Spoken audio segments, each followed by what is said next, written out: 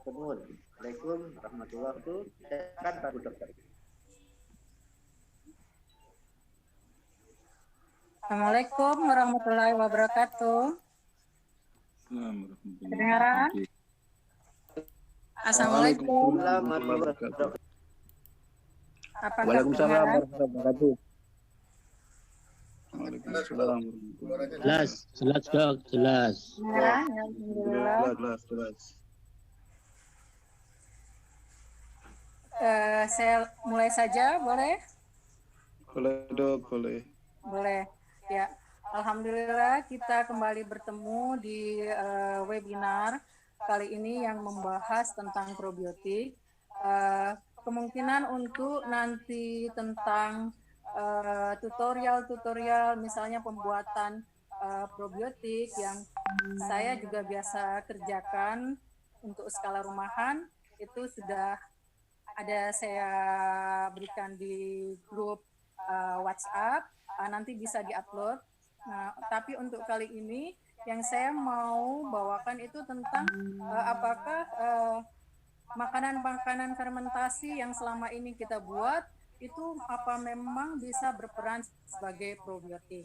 Nah, ini tinjauan dari beberapa literatur yang dilakukan baik dalam negeri dan umumnya sih tinjauan ini dari luar negeri karena data-data di kita masih sangat kurang. Ya, bisa lanjut ke slide berikutnya. Nah, sebenarnya makanan fermentasi ini sudah dikenal dari ribuan tahun lalu karena memang digunakan oleh orang untuk mengawetkan makanan. Nah, tapi akhir-akhir ini mungkin sekitar 10 tahun terakhir, makanan fermentasi ini menjadi tren untuk sebagai strategi diet untuk meningkatkan kesehatan manusia karena dia dipercaya mengandung bakteri yang baik untuk dapat meningkatkan kesehatan saluran pencernaan dan juga selain itu makanan-makanan fermentasi ini diduga dapat menurunkan resiko-resiko penyakit-penyakit seperti diabetes maupun penyakit kardiovaskuler. Lanjut. Nah, sayangnya makanan fermentasi ini karena dia diproduksi umumnya secara skala rumahan, jadi dia jumlah organisme yang ada dalam makanan fermentasi itu sangat bervariasi. Jadi begitu banyaknya makanan fermentasi, tapi jumlah mikroorganisme yang ada di makanan itu sangat bervariasi tergantung bagaimana saat pembuatan, kemudian proses penyimpanan, dan starter apa yang digunakan itu menentukan jumlah mikroorganisme yang ada di makanan fermentasi itu. Umumnya makanan fermentasi yang ada di pasaran maupun yang kita buat secara rumahan ini mengandung sekitar 10 pangkat 5 sampai 7 koloni forming unit bakteri asam laktat per mililiter atau per gramnya. Namun dari sejumlah penelitian bahwa makanan fermentasi yang asalnya dari susu ini kandungan mikroorganismenya jauh lebih tinggi dibanding makanan-makanan fermentasi yang lainnya.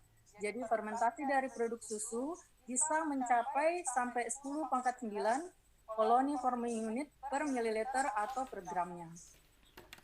Lanjut.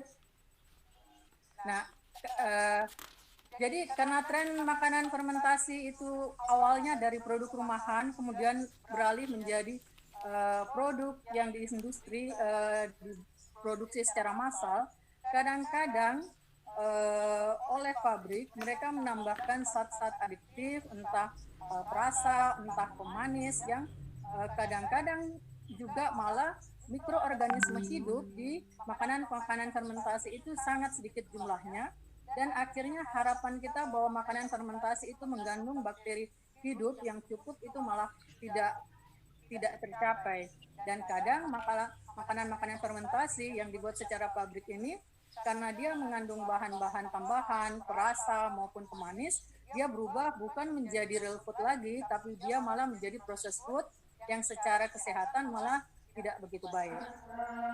Karena juga sudah sering mendengar makanan-makanan fermentasi seperti yogurt, kefir atau water kefir, kimchi, kombucha, sauerkraut, ini tempe, natto. Nah, ini semua dipromosikan sebagai makanan sehat, dan sering disebut sebagai probiotik. Tapi apakah secara medis makanan-makanan fermentasi ini memang bisa berperan sebagai probiotik, itu masih menjadi tanda tanya besar. Nah, syarat untuk dijadikan sebagai makanan probiotik bahwa dia harus mengandung bakteri yang hidup, dan itu dalam jumlah yang cukup, sehingga nantinya dia bisa memberi manfaat bagi kesehatan pencernaan dan terhadap juga sistem imun. Nah, kadang-kadang makanan fermentasi ini mikroorganismenya belum tentu cukup dan kadang juga belum tentu masih hidup. Apalagi misalnya makanan-makanan itu sudah dipanaskan, akhirnya bakterinya atau mikroorganismenya yang hidup yang kita nilai baik itu malah mati. Nah, jadi pada dasarnya produk probiotik itu minimal dia harus mengandung 10⁻⁶ koloni forming unit mikroorganisme hidup, dan kita harus mengkonsumsinya sampai sekitar 10⁻⁸ sampai 10⁻⁹ koloni forming unit untuk mendapatkan efek yang diharapkan terhadap kesehatan. Nah, kadar mikroorganisme ini akan sangat dipengaruhi pada saat proses pembuatan maupun penyimpanannya. Dan produk probiotik ini nanti harus bisa melewati bertahan terhadap asam lambung maupun garam empedu, dan dia harus bisa melekat di usus dan melakukan modulasi imunologi maupun melakukan fermentasi di situ terhadap karbohidrat, maupun dia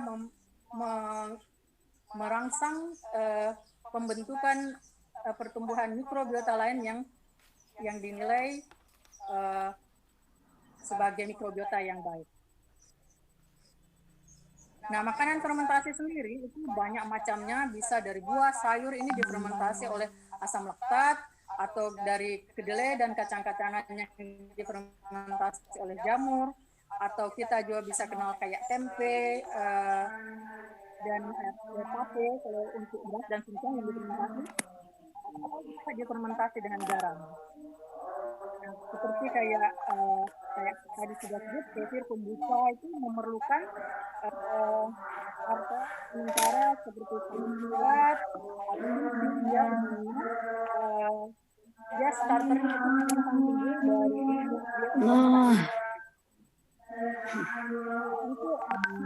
itu lanjut sudah sampai di kefir.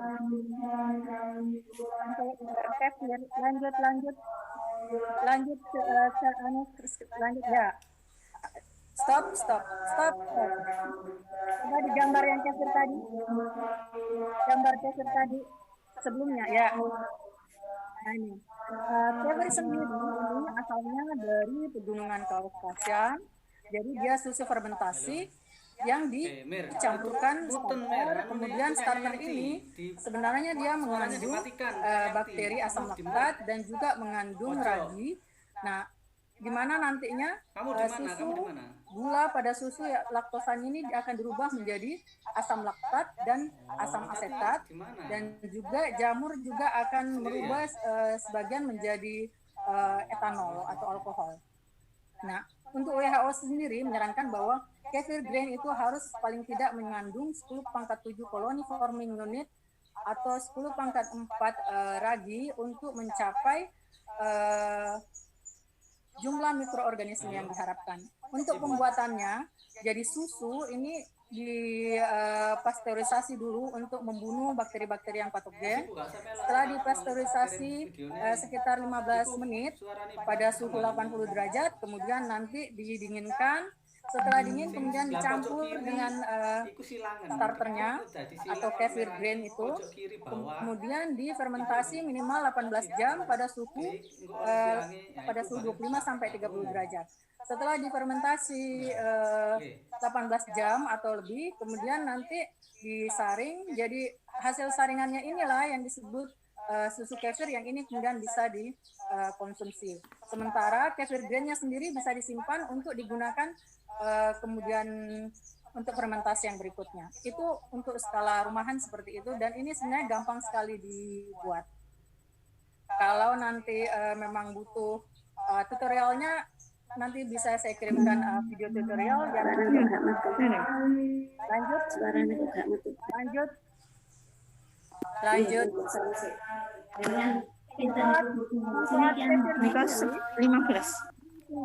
Sebagai antimikroba, juga menstimulasi sistem imun. Jadi untuk sebagai anti alergi, terutama misalnya pada orang asma, dia punya potensi sebagai antioksidan, anti hipertensi, anti kanker, kemudian efek menurunkan gula dan kolesterol. Lanjut.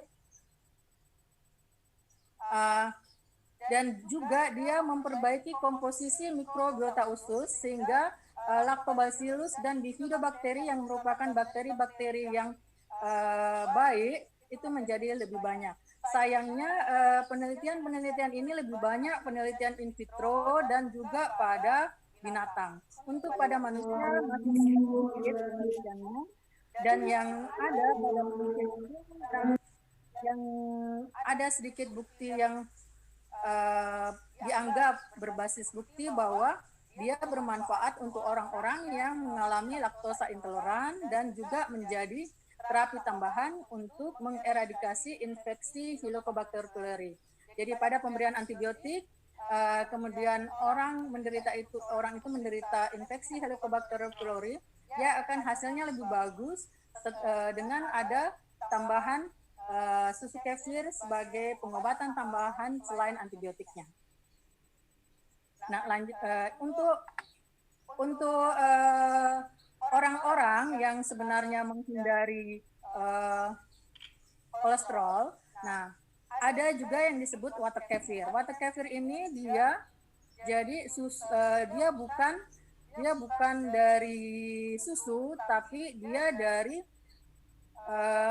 bisa jus buah atau dari ari kelapa. Nah, ada starternya juga yang disebut water kefir. Starternya berbeda dengan untuk yang susu kefir itu. Jadi tapi prosesnya sebenarnya mirip-mirip. Jadi starter ini nanti merubah gula yang ada pada buah atau pada air kelapa yaitu fruktosa untuk dirubah menjadi asam laktat, dan dari jamurnya sendiri nanti berubah menjadi etanol. Jadi hasilnya nanti ada asam laktat dan ada etanol, juga ada mikroorganisme yang seperti yang menghasilkan asam laktat juga, kayak seperti lactobacillus. Lanjut. Nah, ini ringkasan manfaat dari kefir. Jadi dia bisa sebagai anti kanker, antioksidan, anti diabetes, seperti itu. Sayangnya itu bahwa penelitian ini umumnya penelitian pada in vitro ataupun pada binatang coba. Penelitian pada manusia ini masih sangat sedikit. Yang ada pada manusia tadi yaitu untuk Helicobacter pylori dan untuk laktosa intoleran. Dan itu untuk susu kefir. Untuk water kefir sendiri belum banyak penelitiannya. Lanjut. Ya, kombucha sendiri ini mirip dengan water kefir sebenarnya. Jadi, tapi ini berasal dari teh kemudian diberi starter, kemudian difermentasikan. Nah, dia juga nanti akan tumbuh mikroorganisme, dan juga ada asam laktat maupun asam asetat, dan ada etanol atau alkohol. Nah, manfaat kombucha sendiri juga mirip-mirip, yaitu sebagai antioksidan, antibakteri, kemudian dia juga untuk menurunkan berat badan, untuk diabetes, hiperkolesterol, dan juga kadar polifenol maupun flavonoidnya juga akan meningkat dengan fermentasi itu. Sayangnya semua penelitian ini yaitu tadi in vitro dan percobaan pada binatang. Lanjut, manfaat masih di manfaat kombucha. Jadi manfaat kombucha ini lebih banyak diteliti pada percobaan binatang. Nah, apakah efek-efek semua kayak antioksidan, anti hipertensi dan segala macamnya ini, apakah dimediasi oleh mikrobiota usus atau dia melalui jalur imunologi secara langsung, ini sebenarnya belum terlalu diketahui. Dan efek pada manusia pun belum banyak diteliti. Lanjut. Nah, ini lanjut ya. Kemudian ini juga terkenal sebagai fermented food, yaitu kimchi. Kimchi ini dari Korea. Dia jadi sayur dan buah yang difermentasi dengan tambahan kemudian rempah-rempah seperti jahe, bawang, kemudian cabai, dan difermentasi. Jadi dia umumnya tidak menggunakan starter kalau skala rumahan, kecuali kalau pabrik, kadang-kadang pabrik menambahkan starter. Tapi asal dari mikrobiomnya mereka ini asal dari mikroorganismenya itu dari buah dan sayur itu sendiri dan dari rempah-rempah itu sendiri. Jadi dengan penambahan garam di situ kemudian difermentasikan, mikroba-mikroba yang patogen itu dengan sendirinya akan mati dan kemudian mikroba yang menghasilkan asam laktat akan berkembang lebih baik, termasuk juga ada jamur dan ragi yang tumbuh.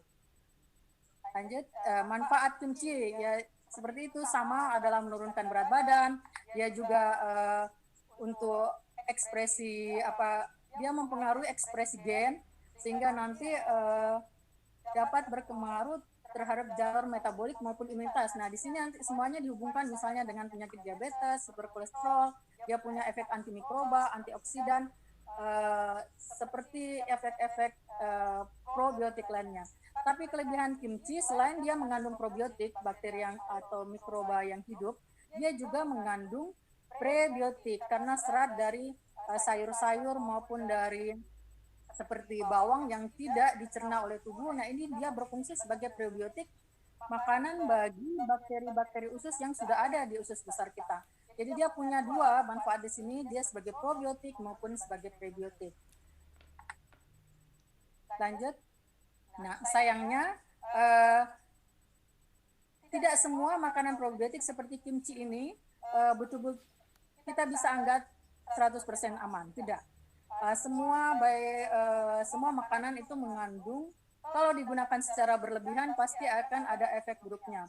Nah, sama seperti kimchi juga kalau kita mengkonsumsinya terlalu berlebihan, ini penelitian observasional, bukan randomized control trial. Dia observasional terhadap populasi yang mengkonsumsi kimchi yang banyak, sangat banyak, ini bisa memicu terjadi kanker lambung, dan ini disinyalir efek dari garam, karena kelebihan garam ini bisa memicu kanker lambung. Jadi itu bisa meningkatkan resiko kanker lambung naik menjadi 2,2 kali lebih banyak pada orang yang konsumsi kimchinya terlalu besar. Jadi segala sesuatu ya dikonsumsi dalam jumlah yang moderat, tidak berlebihan. Lanjut. Nah, ini fermentasi kedelai yang kita kenal. Jadi tempe ini dari Indonesia, jadi difermentasi, dan dengan fermentasi ini kedelai menjadi lebih gampang dicerna karena efek antinutrisinya yang pada sebelum difermentasi itu semuanya akan berkurang. Dan tempe juga dihubungkan dengan manfaat terhadap kesehatan seperti kayak anti kanker, anti diabetik, banyak sekali manfaatnya. Sayangnya semua ini manfaat penelitian pada in vitro dan pada hewan, belum pada penelitian manusia. Lanjut, natto juga itu dia adalah makanan fermentasi dari kedelai yang asalnya dari Jepang. Jadi dia diberikan bakteri starter Bacillus subtilis, kemudian dia difermentasi pada suhu 40 derajat. Nah, setelah itu akan tumbuh bakteri seperti kayak Bacillus subtilis yang menghasilkan enzim seperti natokinase. Nah, natokinase ini baik secara in vitro maupun in vivo dia mempunyai efek anti-agregasi, antifibrinolytik. Jadi dia untuk mencegah penjendalan darah. Tapi semua penelitiannya ini masih berskala kecil dan ada efek pada manusia, hanya masih skala kecil penelitiannya. Lanjut. Nah, jadi meskipun sebenarnya tidak rata-rata makanan fermentasi itu tidak tertulis berapa kandungan mikroorganisme yang ada pada makanan fermentasi itu. Apalagi makanan fermentasi ini dibuat di rumah. Nah, kita tidak tahu sebenarnya berapa kandungan mikroorganisme hidup yang ada di situ. Hanya seandainya dia mau menjadi sebagai probiotik, disarankan kita untuk mengkonsumsi sekitar 10 pangkat 10 mikroorganisme dari probiotik itu atau makanan fermentasi itu sehingga bisa mencapai manfaat bagi kesehatan kita. Misalnya makanan fermentasi itu mengandung 10 pangkat 8, ya kita mengkonsumsi sekitar 100 gram makanan fermentasi itu. Jadi memang masih sangat sedikit bukti bahwa makanan fermentasi itu efektif untuk meningkatkan kesehatan gastrointestinal. Ini bukan berarti tidak efektif, karena bukti itu harus diperoleh dari segi medis. Dia akan meminta penelitian randomized control trial, selalu seperti itu. Nah, penelitian randomized control trial pada manusia itu masih sangat-sangat sedikit. Nah, yang umumnya banyak diteliti, itu pun kualitas penelitiannya dianggap masih belum bagus, ya seperti kefir. Itu lumayan banyak, meskipun penelitiannya masih dianggap kualitasnya belum bagus.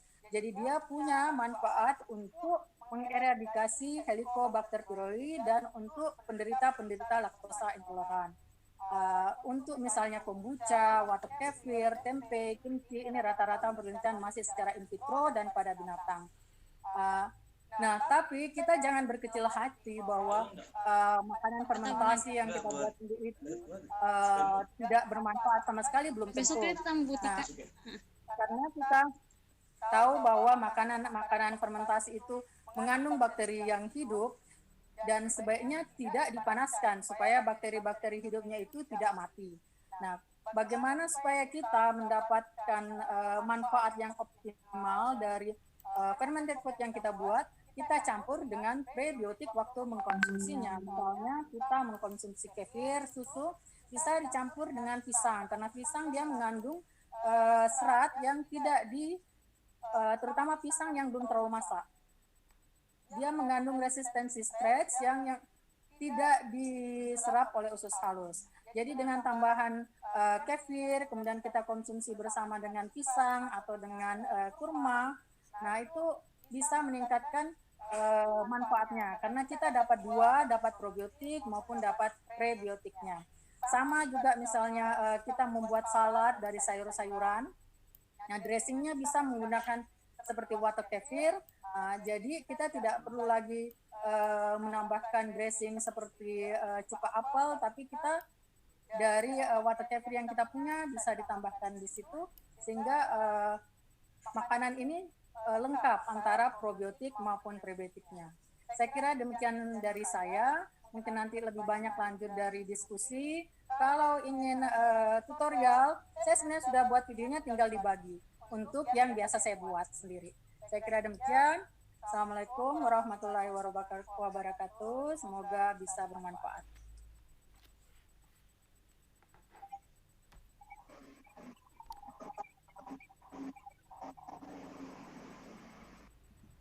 Waalaikumsalam warahmatullahi wabarakatuh. Ibu Dok.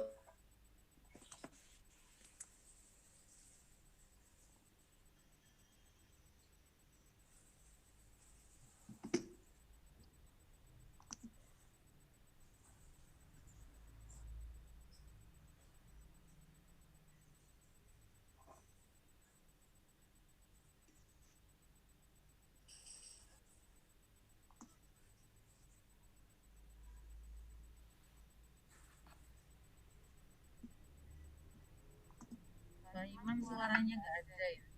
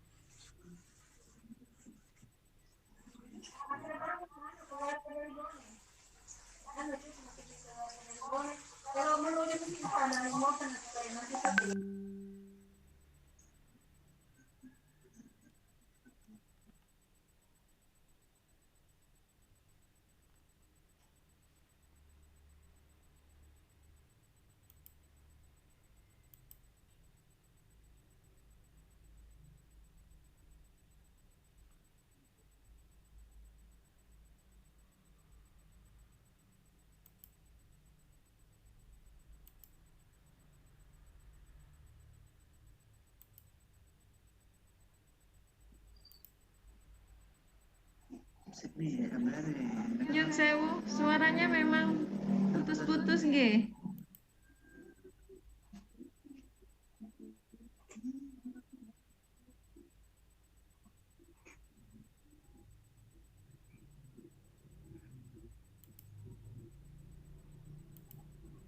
Mohon maaf kok nggak ada suaranya.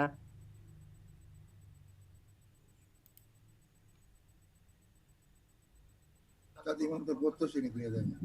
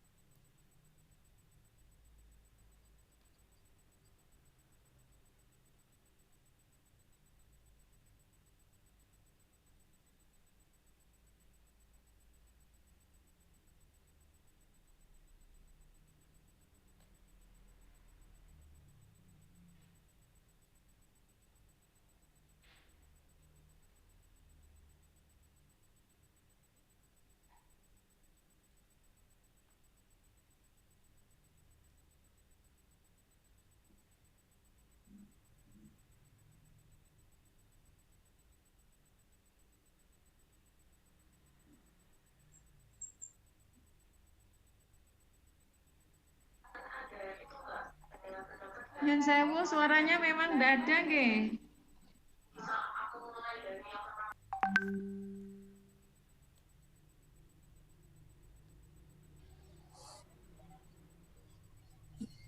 Iya, suaranya kena COVID barangkali nih.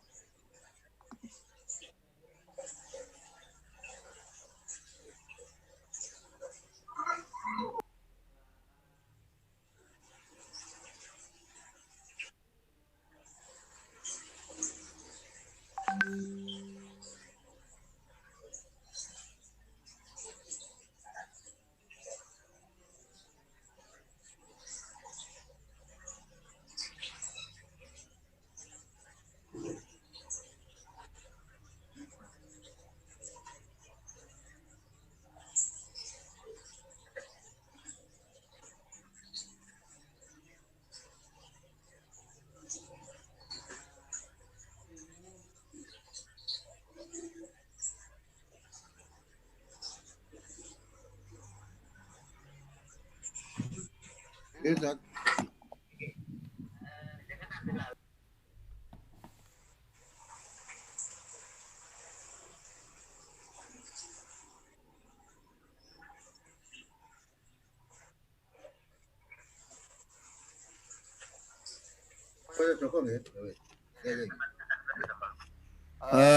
karena koneksi internet Kak Imam bermasalah, saya ambil alih sebagai moderator.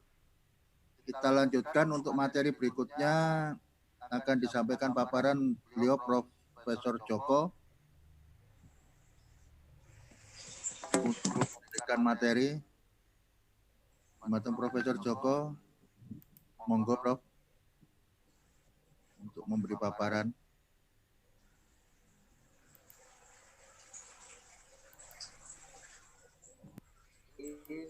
Probiotik yang kita bisa bikin sendiri.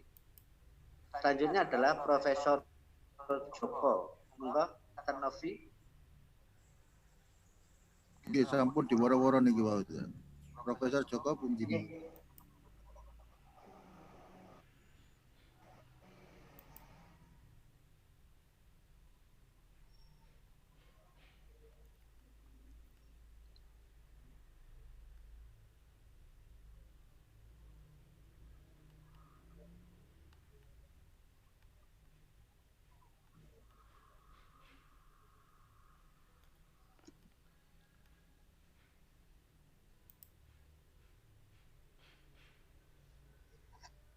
Baik, jika Profesor Joko belum bisa nyambung, Dr. Novi bisa untuk membuka pertanyaan lebih dulu, nggak apa-apa, Ustaz. Monggo. Oke, monggo kalau ada yang mau bertanya sambil menunggu Prof Joko. Saya Ustadz mau tanya.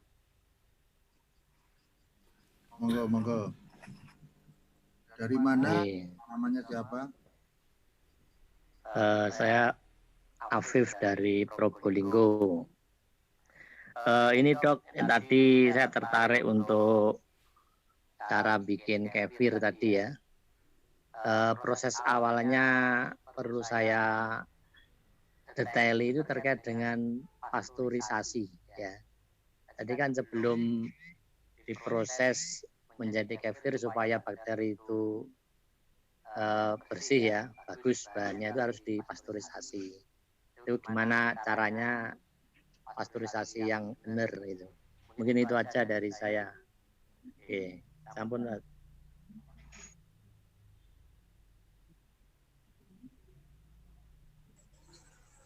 Ya, makasih.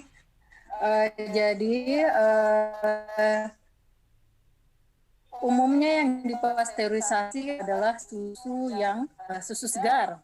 Kalau kita dapat dari peternakan, entah peternakan sapi atau kambing, atau mungkin malah susu kerbau atau susu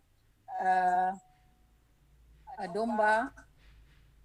Nah, itu kalau kita dapat susu segar itu dilakukan pasteurisasi. Jadi dia dengan menghidupkan misalnya, jadi kita memanaskan air, dipanaskan air itu, kemudian nanti susunya dimasukkan di situ di dalam toples kaca seperti itu, yang toplesnya tahan panas. Jadi toplesnya tahan panas atau botol yang tahan panas dimasukkan di dalam air yang dimasak. Nah, airnya nanti ditunggu sampai dia ada gelembung-gelembungnya itu.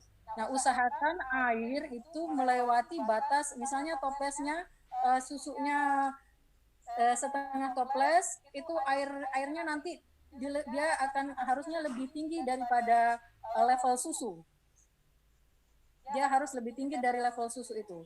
Jadi kemudian setelah timbul gelembung, bukan sampai dia mendidih seperti gelembung besar begitu, tapi gelembung-gelembung kecil, jadi kira-kira panasnya sekitar 80 derajat. Kalau kita punya pengukur suhu itu bagus, dimasukkan sekitar 80 derajat begitu, selama 15 menit. Jadi itu cukup 15 menit, 80 derajat, kemudian sudah matikan, dinginkan. Gitu. Seperti itu.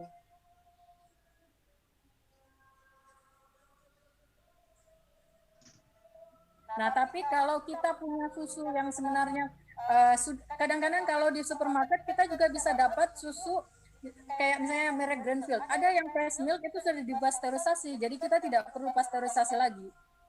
Tinggal kita gunakan saja langsung.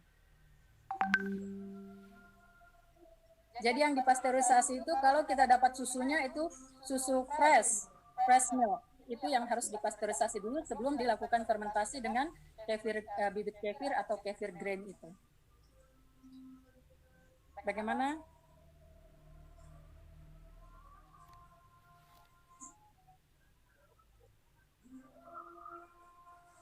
Halo? Halo, Assalamualaikum. Kedengaran? Dengar dok, sangat jelas dok. Monggo siapa yang mau bertanya lagi? Ya, saya Pak Ali. Dari mana, di mana? Pak Ali dari Jakarta. Pertanyaan saya mengenai starter, Pak. Bu Dokter. Tadi tiap-tiap produk mesti ada starter khusus ya. Susu kefir sendiri starternya, water kefir beda, kombucha beda, kemudian natto juga ada. Kecuali kimchi katanya tanpa starter ya. Ini cara membuatnya starter bagaimana dok? Macam-macam ini. Bisa nggak dijelaskan dok? Ya, terus terang saya belum pernah membuat starter. Untuk saya pribadi, starter itu selalu saya beli. Jadi yang, nah itu yang jadi kita sebenarnya kalau kita dan umumnya kalau kita betul-betul mau tahu kandungannya, kemungkinan bisa bekerja sama dengan universitas-universitas seperti ITB atau IPB yang ada laboratoriumnya untuk kita tahu apakah betul starter yang kita beli ini kandungannya sudah memenuhi standar atau tidak. Nah, kalau saya selama ini terus terang karena memang saya hanya menganggap bahwa makanan fermentasi ini sebagai suplemen tambahan, jadi saya hanya membeli secara online seperti starter kefir itu saya beli online. Kemudian natto juga saya beli online. Tapi kalau kita mau betul-betul tahu, bisa kalau kita bawa ke universitas dan diperiksa di laboratorium apakah starter yang kita punya ini memang sudah memenuhi standar kualitas atau tidak, seperti itu. Oh, jadi di online banyak dijual Bu ya starter ini Bu ya? Banyak dijual starter. Termasuk sebenarnya water kefir pun ada, tapi saya sendiri terus terang belum pernah membuat kalau water kefir. Yang saya sering bikin adalah susu kefir, kemudian kimchi dan natto. Hanya natto ataupun seperti yogurt itu saya menggunakan inkubator karena dia harus suhu sekitar 40 derajat. Tapi kalau kefir maupun dia tidak memerlukan suhu sampai 40 derajat, jadi hanya di suhu ruang 25 sampai 30 derajat yang ada di Indonesia ini ya sudah cukup. Jadi dia tidak memerlukan perlakuan khusus masuk ke inkubator seperti itu. Kemudian untuk terjadi fermentasi. Beda dengan misalnya kayak yogurt atau natto, dia perlu suhu 40 derajat untuk bisa terjadi proses fermentasi. Kalau untuk water kefir sendiri, saya belum pernah buat. Karena itu tadi sempat saya ada baca bagaimana kalau, karena saya terus terang berusaha menghindari terjadinya mengkonsumsi etanol itu dalam jumlah besar. Nah, tapi yang saya baca etanol yang ada di fermented food ini dia tidak terlalu tinggi kadarnya, sekitar hanya 0,5, paling tinggi 1 seperti itu, dan dia tidak sampai, itu yang saya baca ya, dia tidak sampai menyebabkan orang menjadi mabuk. Nah, tapi dari segi tinjauan agama mungkin itu bukan kapasitas saya. Di sini banyak kiai mungkin bisa memberikan pencerahan, karena rata-rata fermentasi memang salah satu produk akhirnya adalah etanol, alkohol, ada seperti itu. Nah, mungkin nanti ada pencerahan dari para kiai. Nah, tapi kalau dari telusur literatur yang saya dapat, kadar etanol rata-rata tidak terlalu tinggi, dan itu umumnya tidak memabukkan. Berbeda mungkin dengan ya kalau kita, karena memang seperti kayak bir atau alkohol itu kan semua juga makanan fermentasi, atau wine itu makanan fermentasi semua. Jadi tergantung starter apa yang digunakan. Nah, dan seberapa banyak kadar alkohol yang kita mau buat untuk orang-orang yang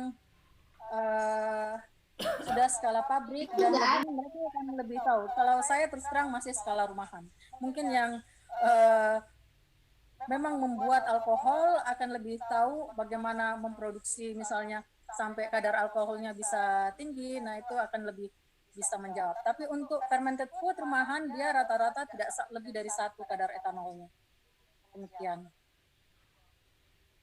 Oke, baik. Terima kasih. Ada yang bertanya lewat chat, Dok. Mohon izin bertanya, kapankah waktu terbaik untuk mengkonsumsi kefir ini? Pada video alga jenis apakah yang dipakai? Dari Ainun Nikmati. Monggo dok. Nah, jadi sebenarnya karena dia ini suplemen, hampir tidak tidak ada ininya ya, karena dia bukan obat. Kita belum menganukannya sebagai obat. Jadi kapan saja kalau kita mau mengkonsumsi boleh. Yang penting kita kan juga tidak mengkonsumsinya dalam jumlah yang berlebihan karena rasanya pun sebenarnya asam dan rata-rata orang tidak bisa terlalu mengkonsumsi dalam jumlah banyak kecuali kalau dicampur kemudian dengan air, kemudian dikasih madu atau dicampur buah seperti itu karena rasanya memang asam. Kalau misalnya mau dimakan pada pagi hari juga boleh, mau dimakan siang waktu bersamaan dengan makan juga boleh karena waktu kita makan kan harapannya kita memakan yang prebiotik. Nah, dengan ada makanan prebiotik itu kita tambahkan dengan probiotiknya jadinya lebih ketemu seperti itu. Itu saja sebenarnya tinjauan secara teoritisnya. Tapi kalau misalnya tidak sementara makan juga tidak masalah karena harapannya dengan seandainya bakteri-bakteri itu ada dan bisa sampai ke usus besar dan dia memodulasi mikrobiota yang ada juga tidak harus bersamaan dengan makanan karena dia tujuannya nantinya bukan untuk memfermentasi makanan yang kita makan tapi untuk mengimbus mikrobiota yang ada di usus besar kita untuk supaya mikrobiota yang bagus itu lebih tumbuh baik seperti itu. Jadi tidak ada sebenarnya kapan harus dikonsumsi yang lebih baik, tidak ada itu. Karena memang penelitiannya belum untuk sampai ke situ belum. Jadi dan dia hampir juga tidak menyebabkan seperti efek samping yang berlebihan. Umumnya sih tidak, sangat jarang seperti itu. Kecuali untuk orang-orang yang dia daya imunitasnya terlalu rendah, memang dia tidak dianjurkan untuk mengkonsumsi probiotik seperti ini karena dia ada bakteri. Nah, kalau dia daya tahan tubuhnya terlalu rendah, kemudian kita masukkan bakteri lagi, bisa saja dia ada terjadi timbul infeksi, bisa terjadi. Tapi itu sangat jarang. Ada pertanyaan lagi di chatting dari Dewi Trisnawati. Mengenai tape singkong dan tape ketan seperti itu, apakah bisa menjadi prebiotik? Karena ini tape. Nah, tape ini saya sendiri tidak terlalu banyak membaca tentang tape ini, ya. Jadi saya mungkin belum punya kapasitas terlalu karena saya belum terlalu banyak membaca tentang tape, manfaatnya tape seperti apa. Ya, hanya ya mungkin dengan fermentasi itu dia akan lebih mudah dicerna oleh saluran pencernaan kita. Nah, tapi efek samping dari tape itu kan dia akan terbentuk etanol. Nah, seberapa banyak alkohol yang dia buat, nah itu yang saya belum baca dan saya tidak bisa kasih jawaban. Oke, terima kasih dok. Ini Prof. Joko sudah bergabung. Prof. Joko, mungkin bisa membuka mic-nya, Prof. Prof. Joko.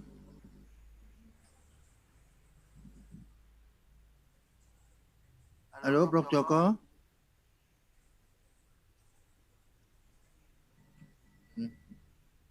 Prof. Joko.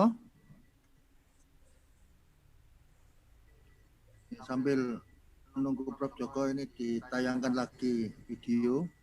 Oh ya, untuk video terus slide-nya dokter sudah di-share di grup WhatsApp.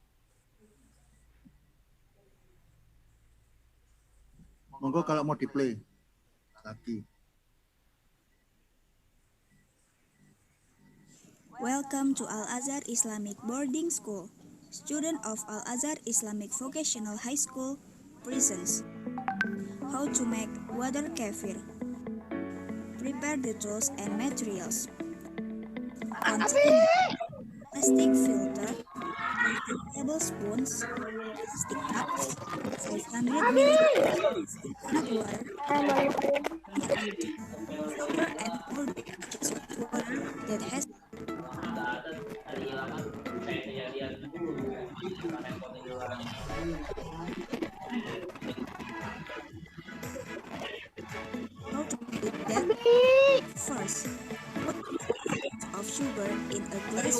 liquid.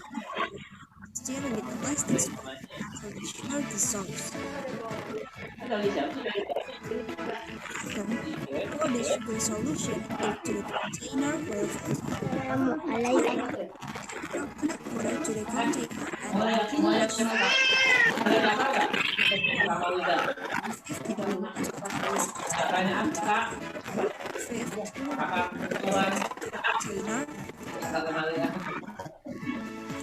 Sixth, close the container but not tightly and give air gaps.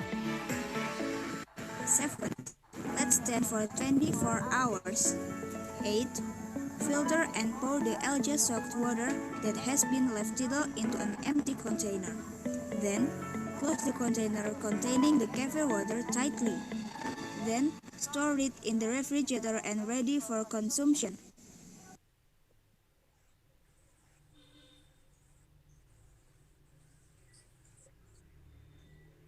Oke, Prof.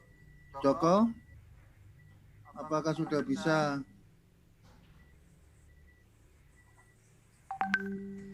langsung paparan?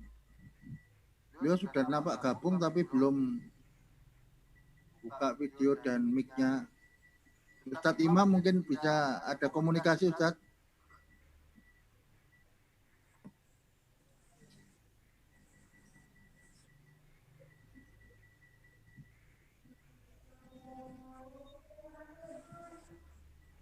Assalamualaikum warahmatullahi wabarakatuh. Waalaikumsalam warahmatullahi wabarakatuh. Monggo, Prof.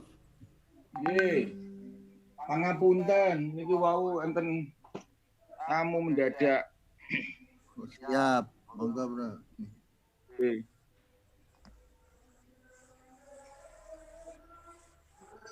Assalamualaikum warahmatullahi wabarakatuh.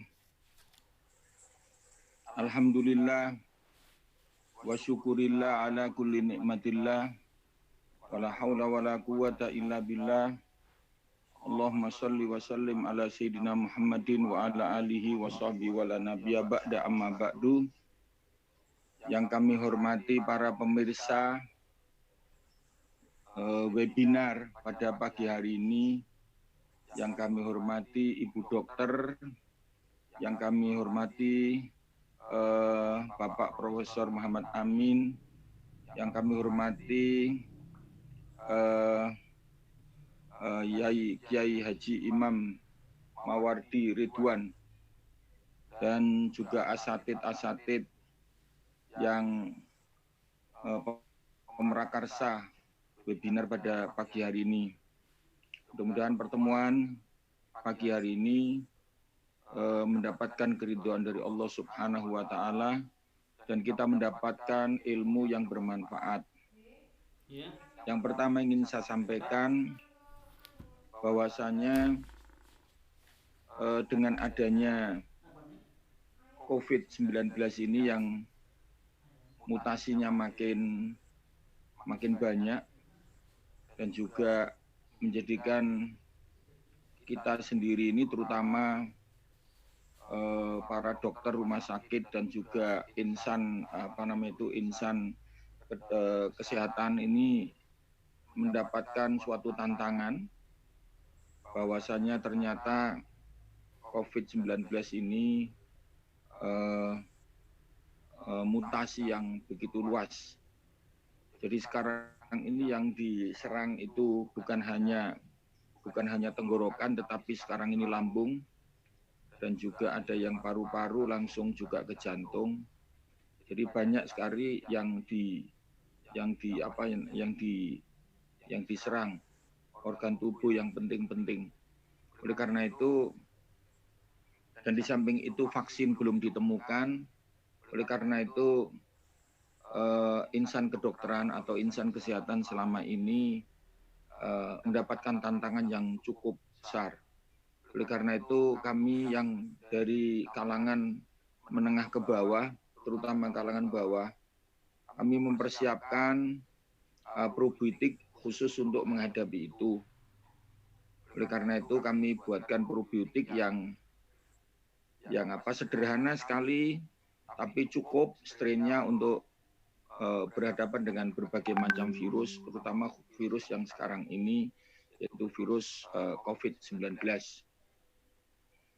Kemudian yang kedua, ke depan kita ini harus mulai berpikir bahwasannya mari kita makan makanan yang banyak mengandung obat, jadi bukan makanan-makanan yang banyak mengandung penyakit, yaitu kurangi banyak-banyak makan makanan yang menjadikan masalah di dalam tubuh kita, yaitu kelebihan lemak, kelebihan gula, atau kita makan makanan justru yang merusak pankreas atau yang menjadikan penggumpalan di dalam darah sehingga kita sendiri menjadi sakit karena makanan itu.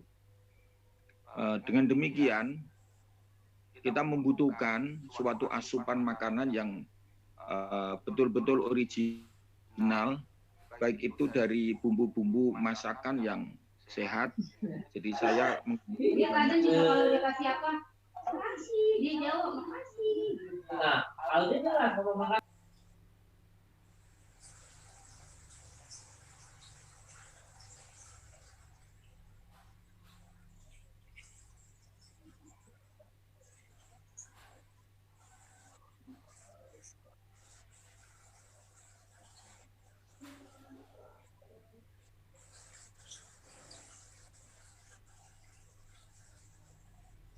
Prof. Joko.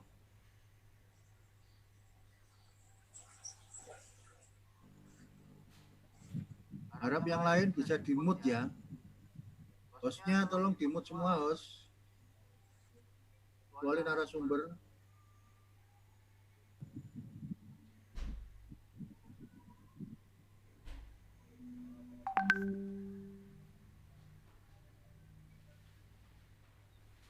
Saya bukan host soalnya.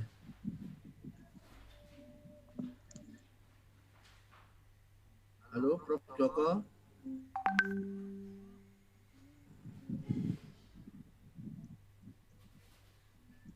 Pakai diinjam deh, pakai diinjam.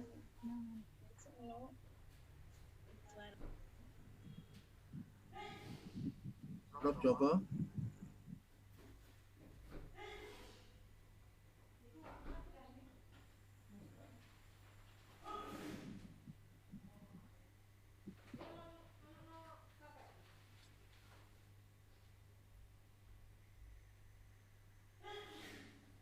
Prof Joko nyun sewu, di mute dok, Prof. Unmute.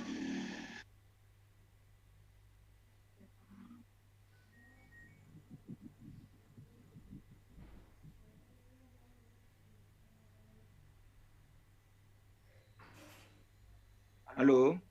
Halo. Oke. Sudah dengar? Prof. Lanjut, Prof. Yang lain tolong di-mute ya. Yang lain tolong di-mute. Saya ulang ya.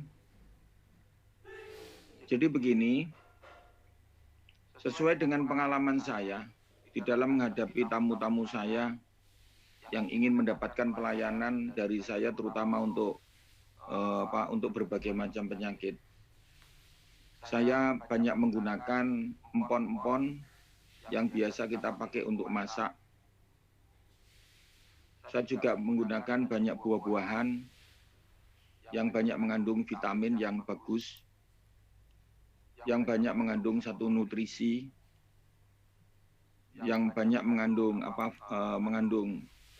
zat-zat yang sangat bermanfaat bagi kita semuanya. Nah, itu saya turunkan mikrobanya dan alhamdulillah banyak sekali yang bermanfaat.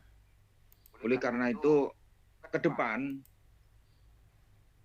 probiotik ini harus dimiliki oleh terutama pondok-pondok umat Islam supaya bisa bertahan dari berbagai macam penyakit atau dari berbagai macam virus. Oleh karena itu,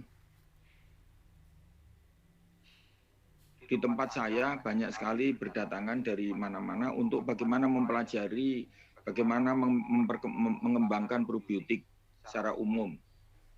Dan yang sudah bagus itu dikembangkan oleh Tulungagung, yaitu Pondok Al-Azhar, atau Pondok Insan Kamil yang ada di Tuban, juga ada lagi di mana itu di Malang, yaitu di Pondok Anur, juga ada lagi yang apa namanya itu di Sepanjang itu Bunyai Fauzia, ada lagi juga di mana itu di Krian itu ada Gus Rukin.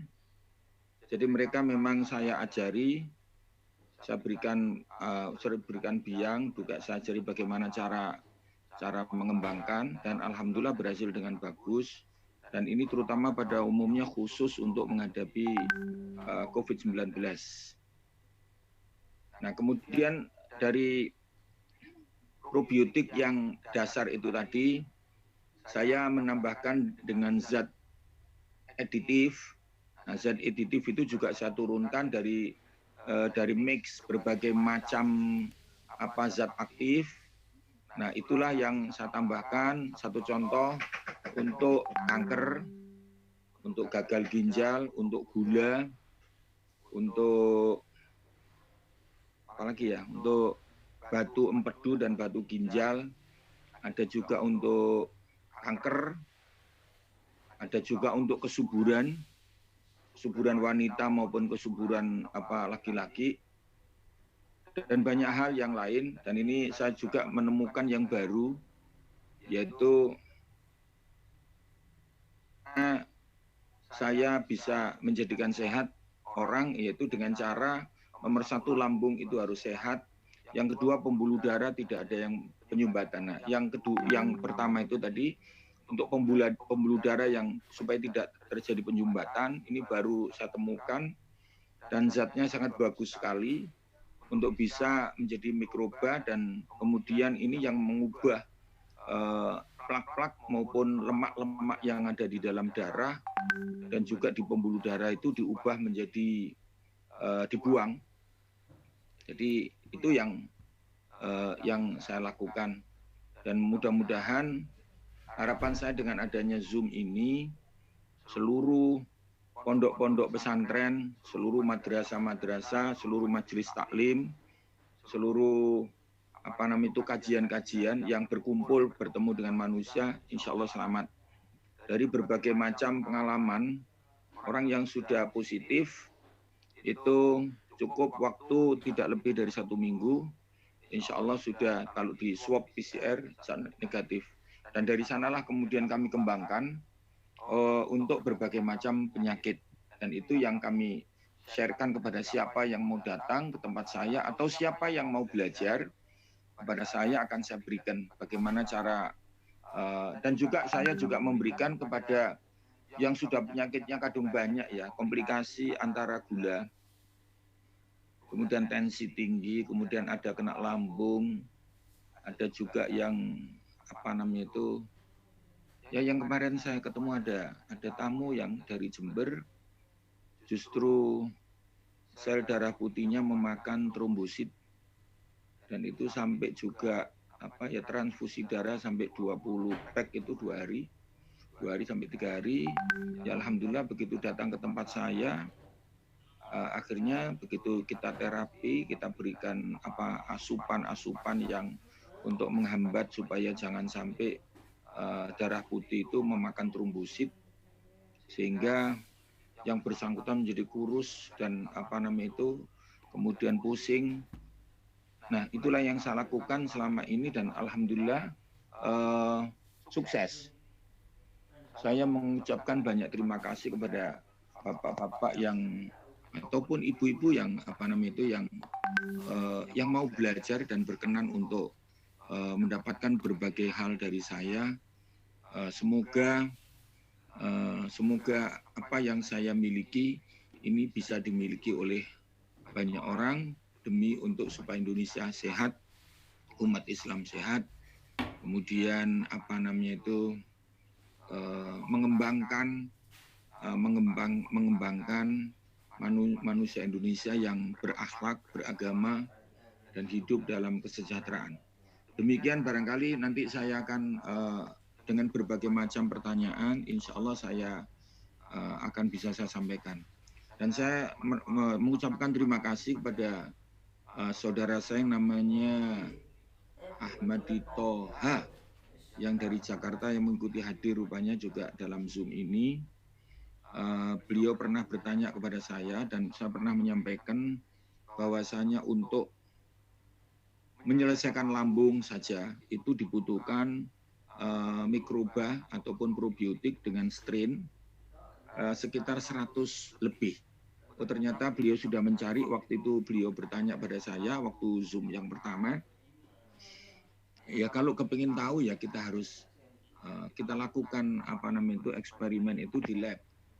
Nah, ternyata beliau setelah mencari-cari dan beliau mendapatkan jawaban ternyata untuk menyelesaikan penyakit lambung itu dibutuhkan sekitar 108 strain mikroba atau probiotika ya. Jadi seperti itulah yang ada, dan saya mendapatkan itu dari berbagai macam empon-empon yang saya kumpulkan, dan itu alhamdulillah banyak berguna untuk menyelesaikan lambung. Nah, sekarang ini banyak sekali orang yang kena lambung. Karena apa? Karena makanan-makanan yang kurang sehat, juga karena makanan-makanan yang fast food itu.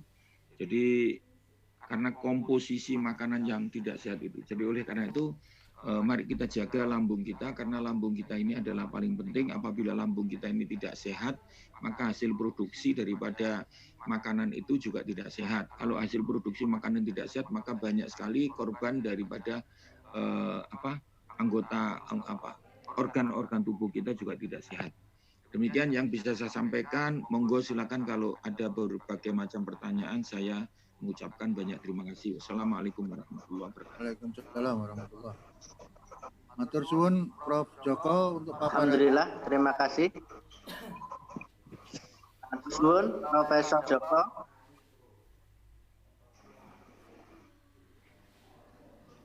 Alhamdulillah, Profesor Joko telah menyampaikan. Mudah-mudahan beliau diberi kesehatan oleh Allah Subhanahu wa Ta'ala. Beliau yang telah memproduksi starter atau biang probiotik. Karena itu nanti para kiai, para syekh, para cendekia boleh untuk dialog, berdiskusi dengan beliau.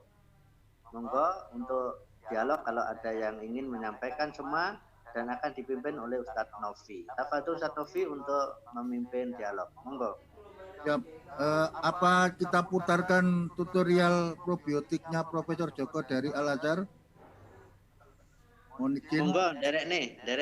Nggih, akan. Mohon izin Profesor Joko ini dari Al-Azhar. Selamat datang di pesantren Al-Azhar Tulungagung. Santri SMK Islam Al-Azhar Tulungagung mempersembahkan cara pembuatan probiotik. Siapkan alat dan bahan makanan, wadah besar, saringan, spatula, air kelapa 12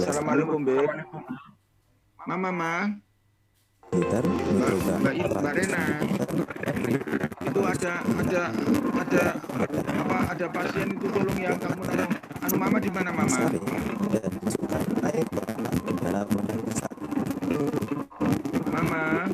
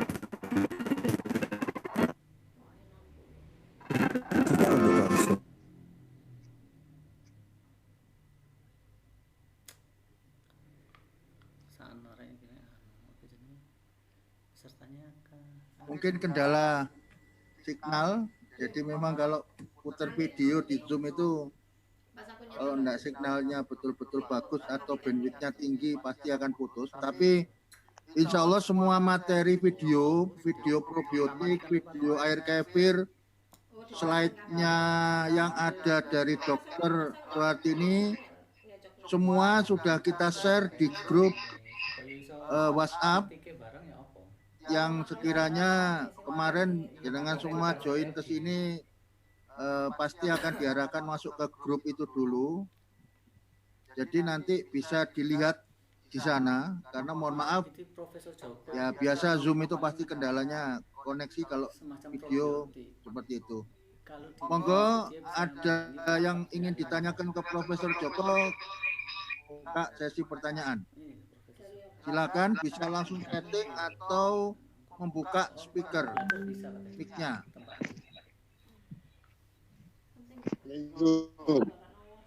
Waalaikumsalam. Saking pundi, dari mana, dengan siapa? Profesor Joko dari Pak Kusnu ini, Kediri. Oh, Ustadz Kusnu, monggo Ustadz. Assalamualaikum.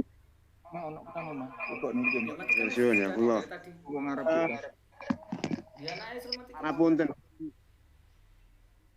Ini saya sudah pernah belajar untuk membuat probiotik dari Tulungagung. Cuma mungkin ada sedikit yang menjadi Ustadz Kusnu dobelan, salah satu dimatikan, ada gaung suaranya.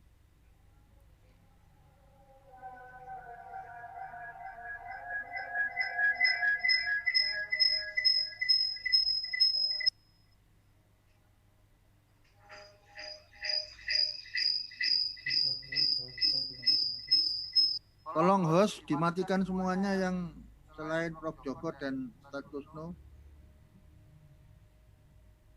Ustaz Novi. Ye, monggo.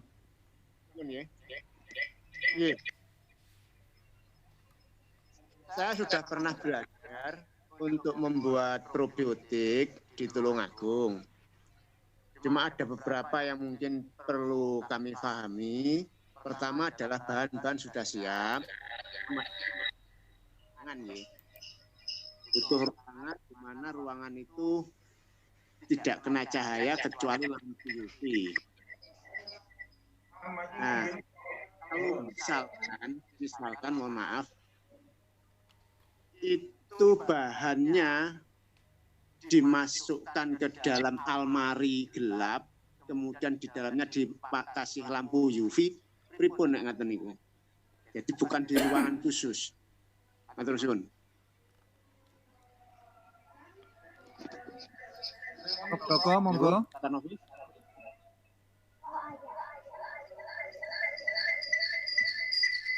Kusnu bisa dimatikan Ustadz Kusnu, mic-nya dulu.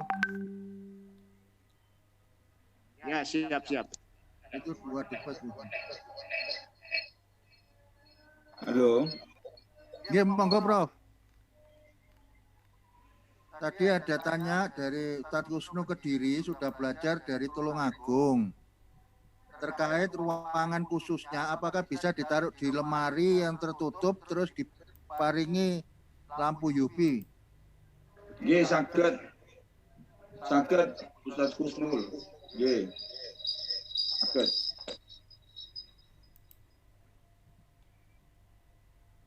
Jawabnya saged Ustadz.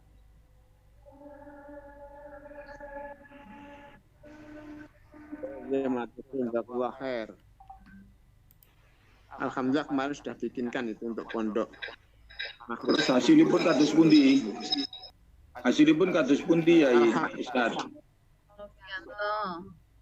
Alhamdulillah. Dawuhipun insyaallah manfaat, Nggih, alhamdulillah nggih. Sampun dipun unjukaken dumateng napa santri-santri ingkang wonten pondok Ustaz Yai. Sampun. Insyaallah dawuhipun insyaallah manfaat. Ada manfaatnya napa dos pundi? Sudah ada manfaatnya. Nggih, insyaallah wonten manfaatipun. Alhamdulillah, matur sembah nuwun Ustaz Kusnul. Matur sembah nuwun. Terutama untuk sami-sami insyaallah. Monggo. Nggih, mugi-mugi. Monggo, lintunipun. Tuti. Nggih, monggo. Assalamualaikum. Cap itu kan ada pertanyaan, mungkin bisa dibacakan biar nggak nanti mengulang. Terkait sinyal juga kadang naik turun. Nggih. Apa mau jenengan juga mau bertanya?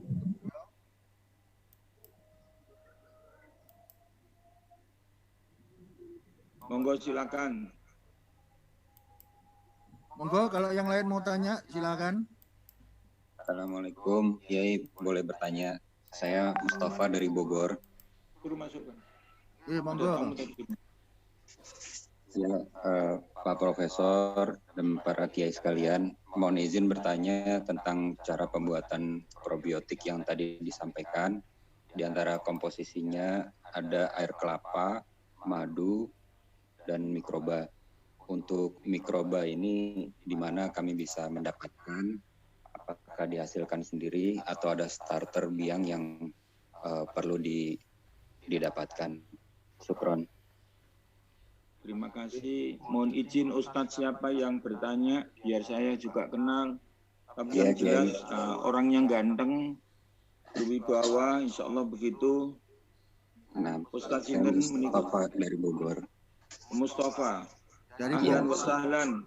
Ustadz Mustafa dari Bogor. Terima kasih atas pertanyaannya. Untuk starter boleh mengambil di tempat saya atau boleh mengambil di Tulungagung. Monggo, atau boleh mengambil di di Pondok Nur An-Nur yang di Bulu Lawang. Silahkan. Halo. Nah, iya Ustaz. Boleh silakan. Nah, kemudian untuk madunya memang 1:1. Madu sama starter 1:1, terus kemudian bisa juga 10 atau 12 air kelapa. Jadi 1:1, madu 1 untuk prebiotiknya, kemudian probiotiknya starternya 1, kemudian 12 air kelapa. Itu cukup dibiarkan kira-kira 2 hari sudah bisa dikonsumsi. Kemudian kalau dibiarkan sampai dengan 6 hari sudah menjadi biang sendiri, menjadi biang lagi. Jadi begitu nggih. Monggo, silakan. Nah, bisa. Jadi starternya nanti bisa didapatkan di tempat Pak Profesor atau di Tulungagung. Tadi komposisinya madu 1:1 dengan starter dan air kelapanya perbandingan 10 dengan starter. Dibiarkan 2 hari untuk dikonsumsi dan 6 hari bisa menjadi biang kembali. Syukron, Ustaz. Kalau yang di tempat saya sendiri insya Allah mendapatkan penjelasan yang lebih luas nanti insya Allah. Nah, siap Ustaz. Tapi barangkali kalau dekat dengan Tulungagung monggo atau dekat dengan Malang monggo silakan. Mestinya saya juga bisa membuat untuk di Solo supaya Solo juga menjadi pusat untuk penyebaran dari probiotik. Mungkin di Solo juga bisa di pondoknya Habib Soleh Al-Jufri. Karena di sana juga sudah memproduksi besar-besaran di sana. Jadi monggo di sana juga bisa ngambil di pondok namanya Darul Mustafa. Di Habib Soleh Al-Jufri. Halo. Ya, siap Pak Halo. Profesor. Assalamualaikum. Ya, monggo. Assalamualaikum. Ya, waalaikumsalam, monggo. Ya, saya Ilyas Tarigan, Prof, dari Medan. Dari Medan, untuk Pesantren Ar-Rodatul Hasanah. Ini mau bertanya, Prof, itu mendapatkan biangnya itu bagaimana kita bisa mengapakan dari Prof langsung atau bagaimana? Karena ini kan agak jauh juga caranya bagaimana proses agar bisa kita mendapatkan biangnya itu, Prof. Terima kasih. Assalamualaikum. Waalaikumsalam. Sebentar, Profesor Joko. Bisa kita bantu? Ya Pak Yai. Jadi undang jauh biang bisa kita kirim nanti kami akan bantu profesor untuk pengirimannya, terutama yang dari Medan, nanti akan kita bantu pengirimannya dari kami, insya Allah. Iya. Dari Tulungagung, insya Allah akan siap untuk melakukan pengiriman ke Medan. Oh, alamatnya kami menuju di mana, Prof? Mana Pak Yai? Alamat dikirim lewat WA. Ya.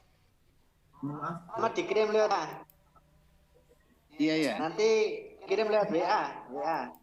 Oh, nggih. Ya, Matur nuwun. nggih. Matur nuwun.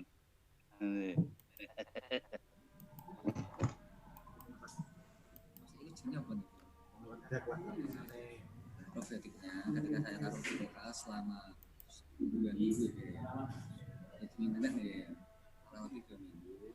Ternyata ketika saya semoga ini tidak nyandet-nyandet, saya coba putar lagi dan buka coba.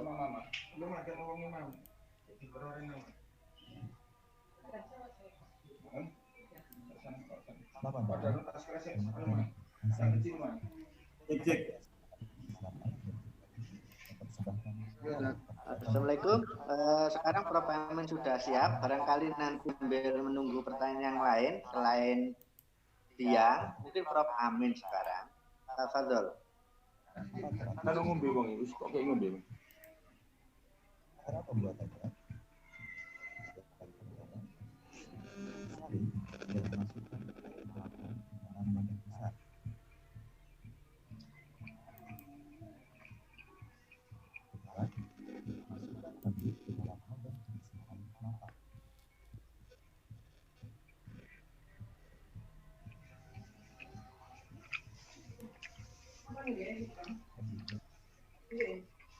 Wong anu mak wong loro mak iku dadi iku adahe loro.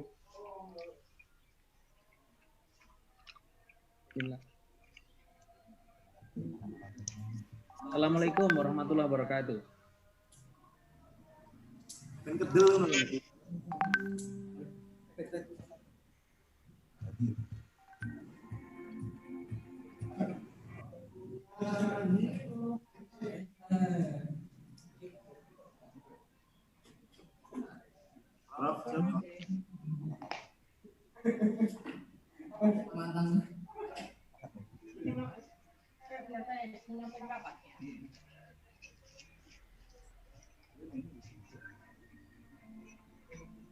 Selama masa fermentasi, gunakan alat pewarna biru. Cek. Sekarang kita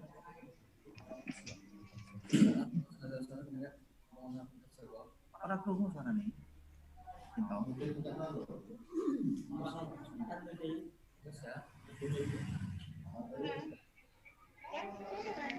Sini.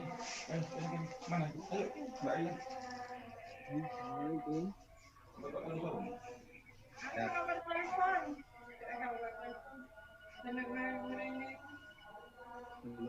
Assalamualaikum. Ustaz Novi. Amin dulu. Benar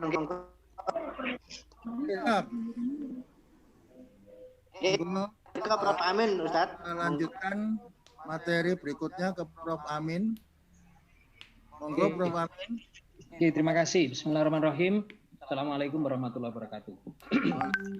Waalaikumsalam warahmatullahi wabarakatuh. Para alim, para ulama, para habaib, para pimpinan pondok pesantren, para doktor, para profesor, dan seluruh hadirin virtual yang insya Allah dimuliakan Allah SWT.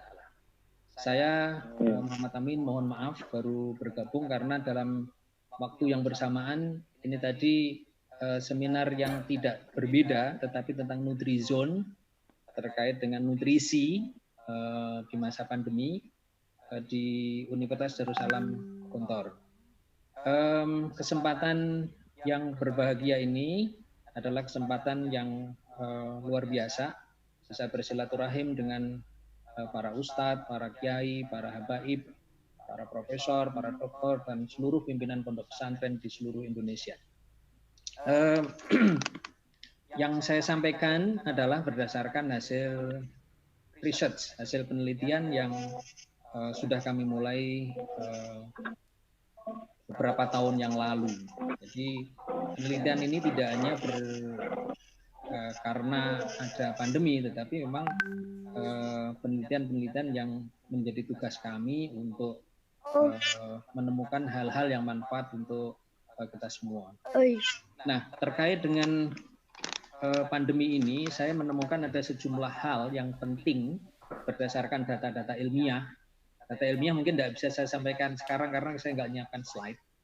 Jadi memang empon-empon yang selama ini itu digunakan oleh nenek moyang kita atau kita itu memiliki banyak sekali manfaat, terutama antioksidan. Itu sangat banyak, antiinflamasi, anti peradangan, dan sejenisnya. Dan khusus ada 3 bahan yang ingin saya sampaikan, dan nanti para pimpinan pondok pesantren bisa mengembangkan secara sinergi bersama dengan probiotik yang sudah dipaparkan sebelumnya oleh Dr. Suhartini dan Prof. Joko. Saya adalah juga meneliti probiotik, tapi belum sampai ke yang seperti ini.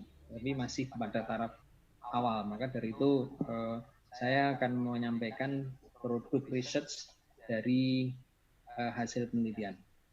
Nah, terkait dengan pandemi COVID ini, kita bisa menggunakan bahan alam yang ada di sekitar kita.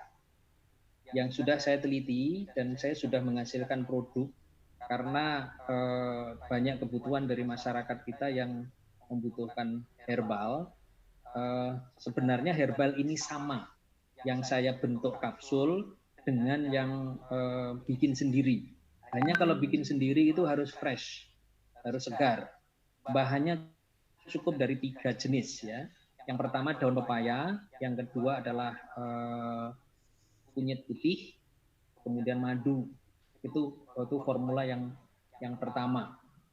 Nah, itu komposisinya bisa dimodifikasi. Komposisinya bisa dimodifikasi. Perbandingannya adalah 2,5 ya atau 250 gram daun pepaya, 50 gram kunyit putih yang dicuci, tidak usah dikupas. Ya, tidak usah dikupas.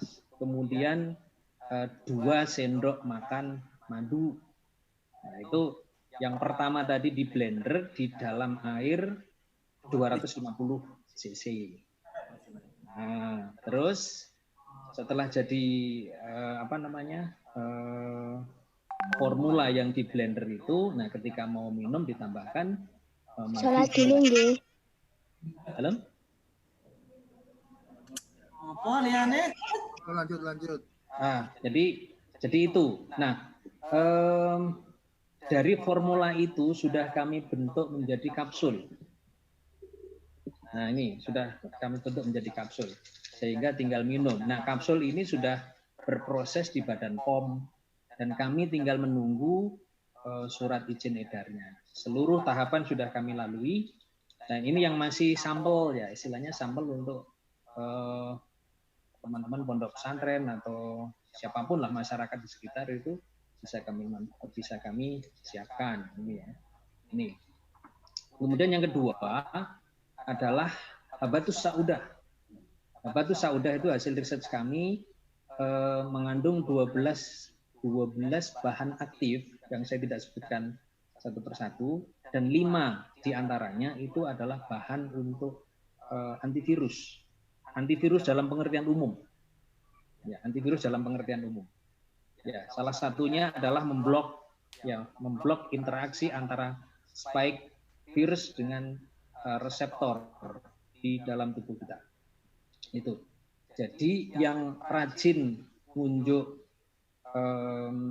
Habatus Saudah insya Allah. Gitu ya.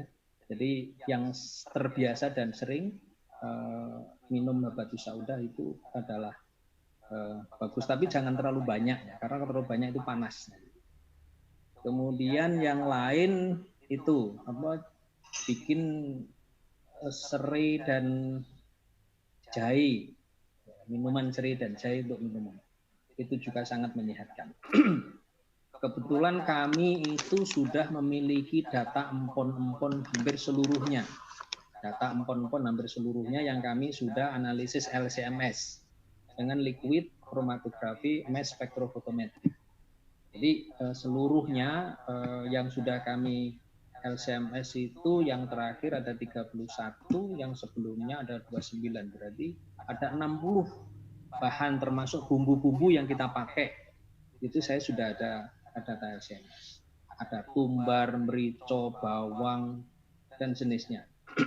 Nah, karena ada permintaan tentang COVID, maka kami fokus untuk COVID. Nah, tadi yang saya sampaikan itu adalah bisa digunakan sebagai ramuan yang diproduksi atau dibuat sendiri oleh pimpinan pondok pesantren untuk menjagani kalau ada anggotanya yang imunitasnya menurun.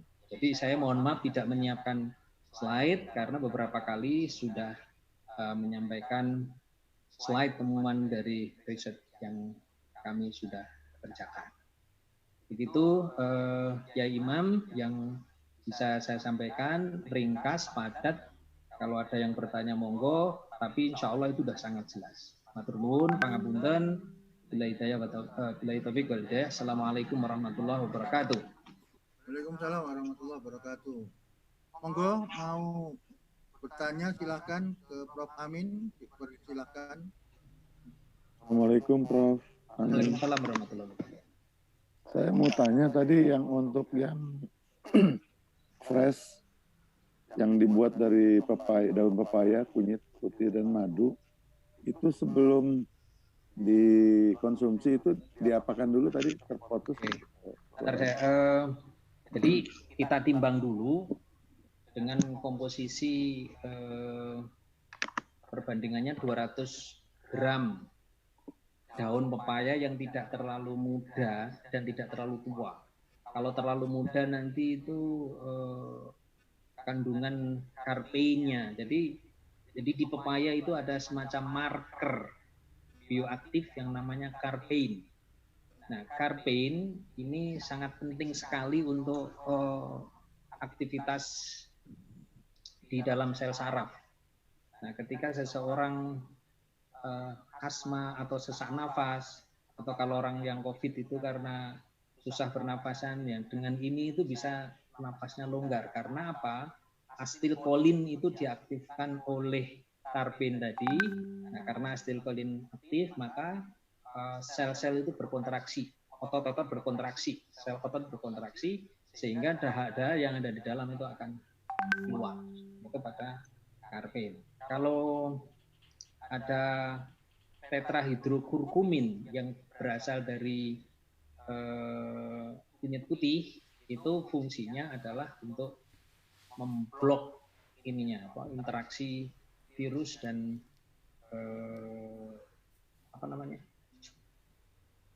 reseptor.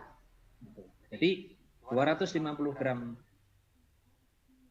daun pepaya ditambah 50 gram kunyit putih yang dicuci saja.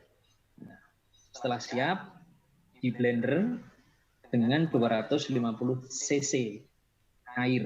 Airnya jangan dingin. Ya, jangan dingin.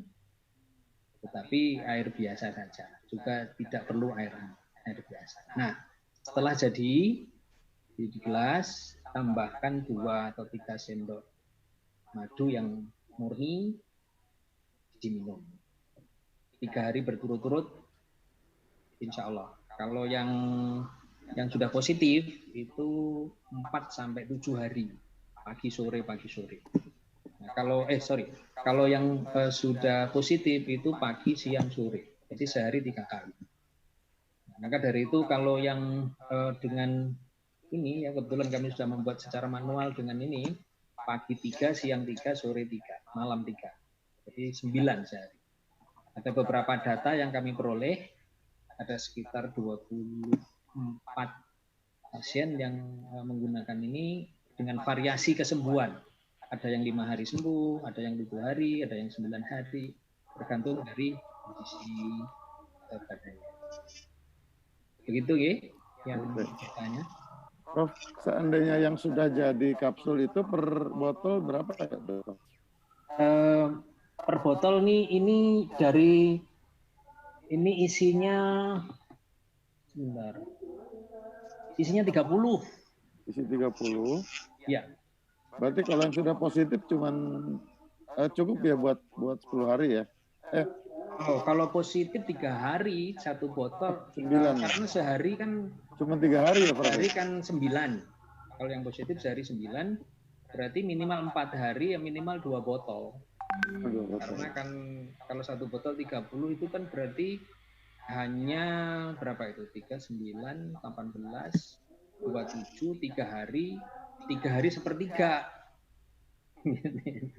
Jadi alhamdulillah ini beberapa yang saya ada data ilmiahnya itu ya. Saya mengumpulkan coba Pak Kiai Ateng yang ini saya ada data ilmiahnya ya, bukan karena klaim tapi ada data ilmiah. Jadi ada Pak Ateng. Mana itu? Ada yang 5 hari sembuh dari positif itu, dan dari hasil wawancara saya itu setelah minum yang ke-6 berarti hari ketiga itu mohon maaf yang saya sebut karpin sudah aktif tadi mengeluarkan dahaknya bagi yang jadi mohon maaf itu mengeluarkan dahak seperti orang mohon maaf ya istilahnya muntah tapi yang bukan muntah dari perut tapi muntah dari cairan yang ada di saluran nafas. Itu dari data yang saya kumpulkan dan memang itu saya coba hubungkan, ternyata itu yang menyebabkan adalah karpein dari salah satunya karpein dari pepaya, daun pepaya. Begitu Pak Ateng. Alhamdulillah, matur suwun, Prof. Iya, sami-sami. Kalau mau pesan ke mana ya, Prof? Alamat. Mangke ke Yai Imam. Oh ya, Imam aja, aku baik. Saya mangke ke Yai Imam. Matur suwun, Prof. Oke, saya sendiri kok Yai Imam. Monggo Ustaz Novi dilanjutkan. Ya, monggo yang lain kalau ada yang mau bertanya lagi ke Prof Amin. Waktu sebentar lagi sudah jam 12. Iya. Monggo. Assalamualaikum Prof. Waalaikumsalam warahmatullahi ya. Bisa mendapatkan data yang Prof kemukakan itu tentang hasil dari penelitian Prof ini tadi apa Prof? Melalui WA atau apa? Kita dapat. Oh. Ya kalau untuk kepentingan pribadi silahkan. Karena ini sedang saya publish. Iya betul. Artinya untuk saya publish dan proses belajar. Mohon maaf, saya mematenkan bukan untuk diri sendiri, tapi mematenkan ini kalau misalkan non sewu. Saya misalkan ini saya produksi untuk jamaah. Itu kan jamaah nanti nggak harus izin ke orang lain, tetapi ya kalau saya sudah menghibahkan misalkan udah untuk jamaah enggak rumit, dan nanti kalau ini belum saya patenkan dipatenkan orang kita harus beli ke orang lain. Betul. Gitu Pak Tarikan ya, Tarikan. Iya. Ya, terima kasih Prof Amin. Iya, sami-sami, sama-sama. Dari Medan ya? Nggih, Pak. Bro. Nggih. Menawi wonten Yogyakarta, nami kula Dugiran, Mas. Dalam? Wonten Yogyakarta nami kula Dugiran. Wonten Medan niku Tarikan. Ngaten nggih. Monggo Ustaz Novi. Betul sangat, Prof. Sami-sami. Monggo yang lainnya, kalau ada yang mau tanya lagi.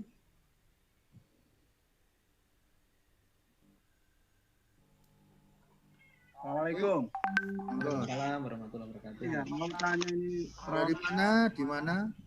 Ini dari Gresik. Nama saya Ahmad Fakhrul Razi. Halo. Iya, monggo Ustaz. Oh iya. Tadi dikatakan panjenengan bahwa dari salah satu bahannya dari daun pepaya itu daun pepaya khusus atau memang setiap pohon daun pepaya begitu. Itu saja Dok. Terima kasih. Jazakumullah. Nggih, sami-sami. Ustaz Fakhrul Razi. Sedaya daun pepaya, Ustaz. Saged. Sedaya daun pepaya saged. Ya. Tapi pun yang terlalu tua nggih, kalau terlalu tua itu selain kasap ya pahit sekali. Iya, iya. Iya. Ya yang sedengan. Iya, iya. Iya, Terima kasih, sama-sama. Prof. Terima kasih. Oh, ada lagi?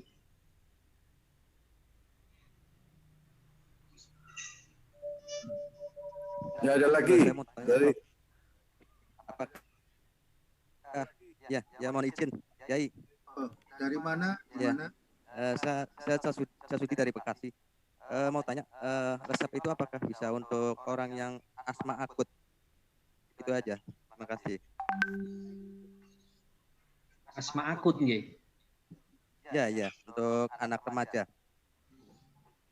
Karena riset saya ini bukan khusus asma, tetapi monggo lah dicoba lah. Tapi dengan komposisi yang jangan terlalu tinggi dulu.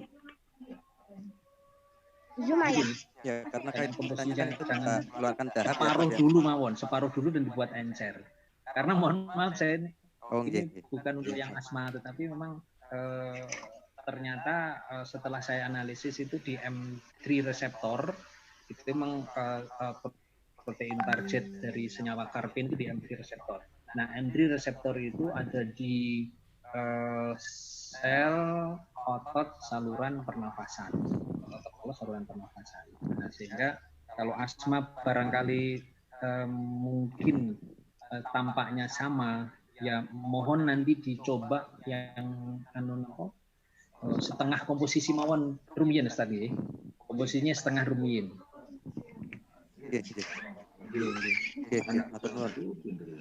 Bisa satu lagi, Ustaz.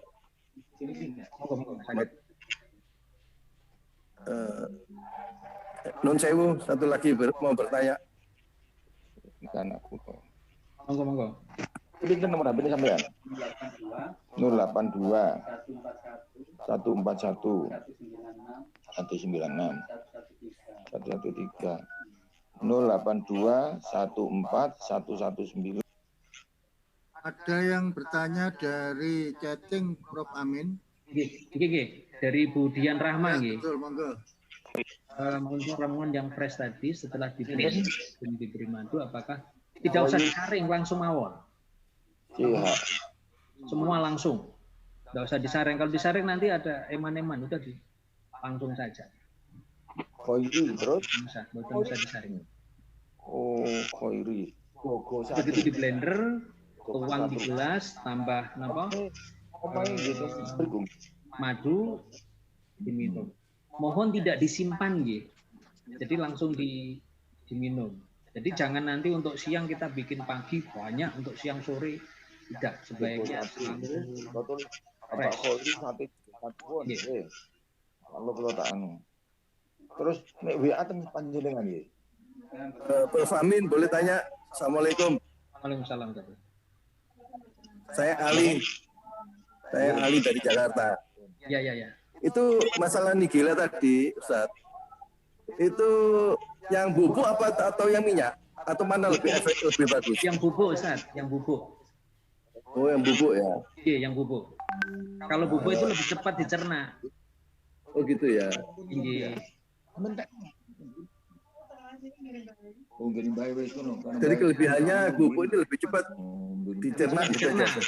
Lebih cepat dicerna. Terus apa lagi kelebihan lagi? Iya, bisa dibawa ke peredaran darah. Oh. Dan ini minyak nggih sami mawon, hanya perlu waktu agak lama. Jadi ini nggih sama saja kandungannya.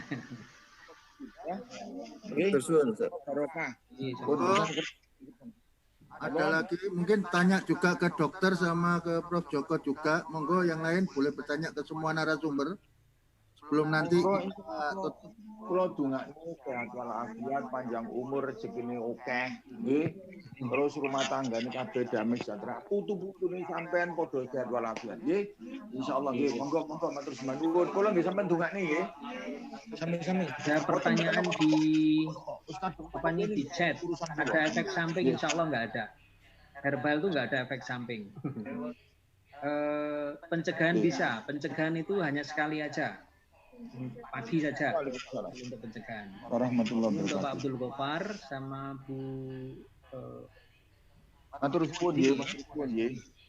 Oh, baru karek aku juga ini untuk kalau dibuat kapsul cara menjadikan bubuk. Nah ini kalau menjadikan bubuk harus diekstrak, harus ada alatnya.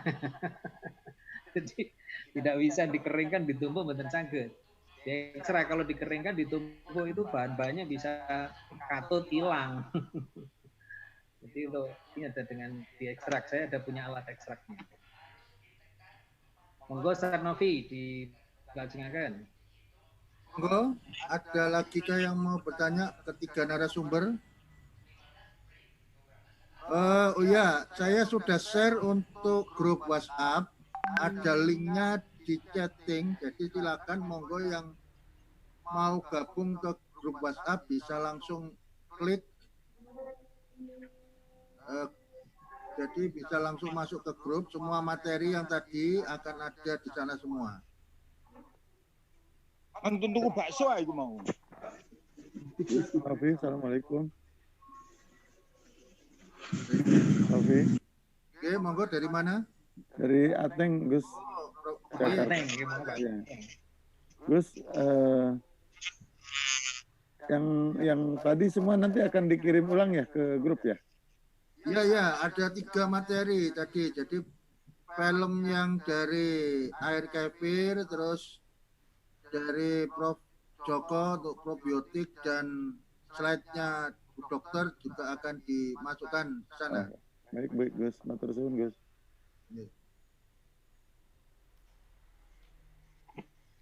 Baik, ada lagi kah? Kalau tidak ada, Prof. Amin mungkin bisa memberikan closing statement, Prof. Terus nanti terus nanti Bu Dokter, Prof. Joko sekaligus doa. Bibi mana ya? Pertanyaan untuk Prof. Joko dulu. Ustaz Bi, kalau ada pertanyaan untuk Prof. Joko juga boleh. Tadi ada pertanyaan belum tersampaikan kepada Joko, monggo. Sampun diberikan kesempatan Ustaz, cuman belum ada respon.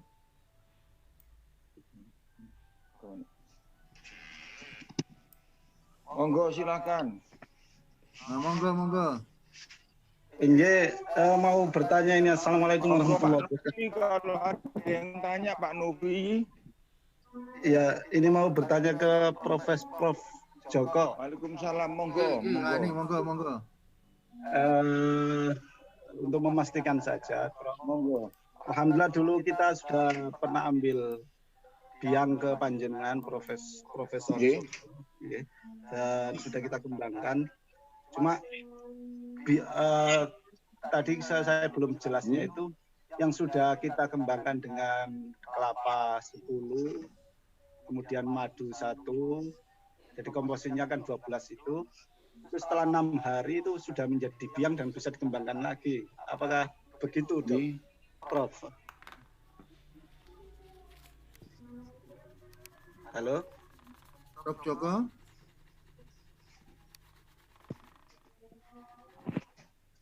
Halo? Iya, Prof. Yes.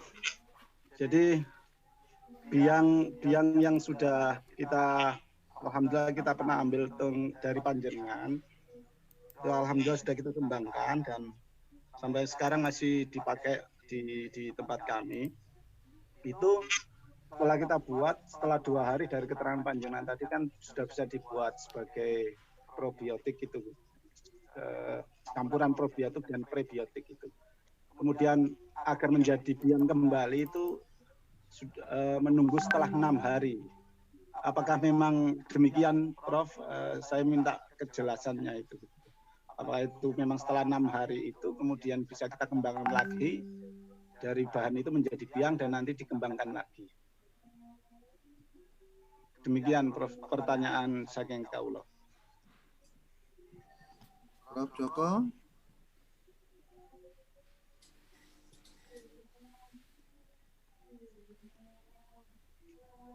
Prof. Jokonya kok hilang?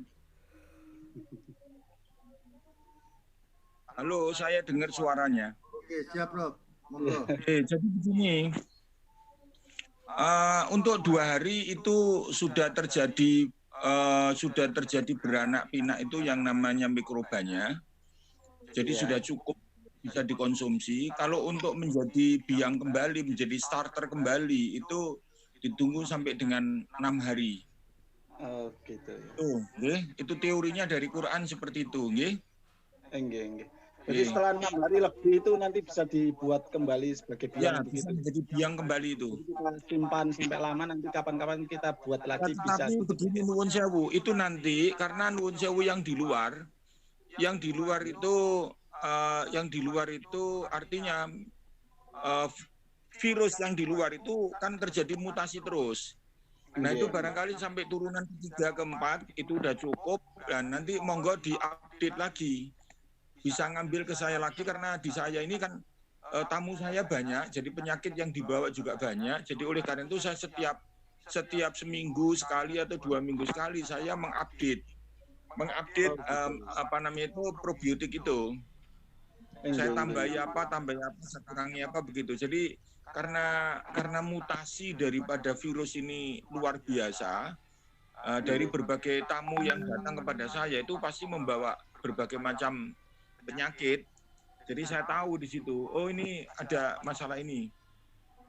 Jadi sekarang ini banyak orang yang sesak nafas. Ternyata sesak nafas itu bisa juga dari lambung, bisa juga dari jantung, bisa juga dari paru-paru. Dan yang terakhir ini justru yang penting terjadi penggumpalan pembuluh darah. Jadi penggumpalan darah. Nah ini saya punya obat khusus bagaimana untuk bisa menggelontor atau menjadikan tidak terjadi penggumpalan pembuluh darah dan menggelontor pembuluh darah yang ada plaknya. Dan alhamdulillah saya membuat penelitian itu alhamdulillah bagus sekali. Jadi cepat sekali kalau mamanya ada orang yang cukup 2 hari minum, insya Allah sudah baik. Gitu, okay? Jadi monggo diupdate ke tempat saya. Kalau di tempat saya kan ada zat editifnya. Jadi probiotik dasar ini kemudian saya berikan zat editif. Nah zat editif itu zat aktif. Jadi barangkali ada pendengar yang di sini itu yang dari Sulawesi. Di Sulawesi itu ada Brucia javanica atau buah kualot ya. Itu luar biasa, itu kalau diekstrak itu jadi ekstraknya ekstrak biasa ya, bukan ekstrak yang yang sangat canggih, itu ekstraknya biasa saja. Itu bisa insya Allah nanti segala macam anti segala macam virus itu. Jadi namanya Brucia javanica, bisa di-browse ya di Google, namanya Brucia javanica atau buahnya itu hitam kayak juwet gitu, dan saya memang sudah punya ekstraknya. Brucia javanica. Itu luar biasa tuh, luar biasa, bagus sekali.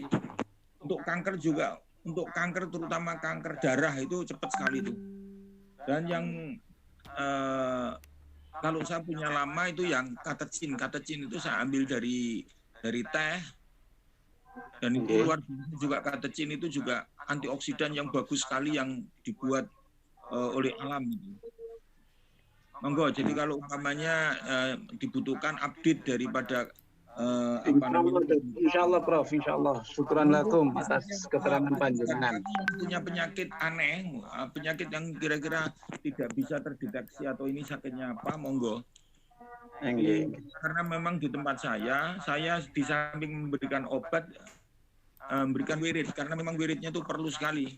Aurat itu. Nah, untuk yang terakhir ini saya kepingin justru begini loh, untuk menghindarkan, supaya Indonesia terhindar dari virus COVID ini, justru saya kepingin ada anjuran supaya taubatan nasuha itu justru dari istana, dari lembaga-lembaga resmi pemerintah, dari istana, dari Senayan, atau kemudian Majelis Ulama, juga dari Muhammadiyah maupun NU. Karena virus ini tidak bisa dilawan oleh orang yang paling pintar sekalipun. Virus ini tidak bisa dilawan orang yang paling kaya sekalipun. Virus ini juga tidak bisa dilawan orang-orang yang paling kuasa sekalipun. Tetapi 3 manusia itu, orang yang paling kuasa, orang paling pintar, dan orang paling kaya, mari bersatu, bertaubat kepada Allah, dan mari kita berbakti untuk bagaimana menghilangkan virus ini dengan memohon bantuan kepada Allah. Itu aja sebetulnya.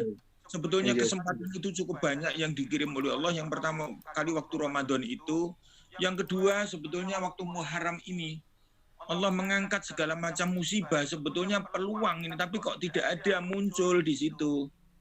Oleh karena itu saya mohon Kiai Imam Mawardi untuk memprakarsai ini, menggaungkan ini. Mari kita lakukan taubatan nasuha. Kalau seandainya ya Jokowi, Presiden Jokowi mau mengajak taubatan nasuha seluruh umat Islam Indonesia dan umat non-Islam supaya bertaubat sesuai dengan agamanya masing-masing, itu justru beliau akan makin dihargai, dihormati. Dan dia katakan ada pekan taubatan nasuha gitu. Bukan pekan olahraga tok, tapi pekan taubatan nasuha. Nah, beliau keliling dari pondok ke pondok untuk mengikuti taubatan nasuha di pondok-pondok besar, katakan begitu. Nah, itu barangkali jalan keluar yang baik, karena nuwun sewu, di alam ini tidak hanya logika saja, tidak hanya teknologi saja, tidak hanya tapi juga ada yang irasional. Bilangan aja ada irasional kita. Nah, Turki itu melakukan recovery negaranya itu menurut saya irasional. Karena apa? Karena justru presidennya mengajak sholat subuh berjamaah, mengajak sodako sebanyak-banyaknya, mengajak supaya membaca Al-Quran setiap hari.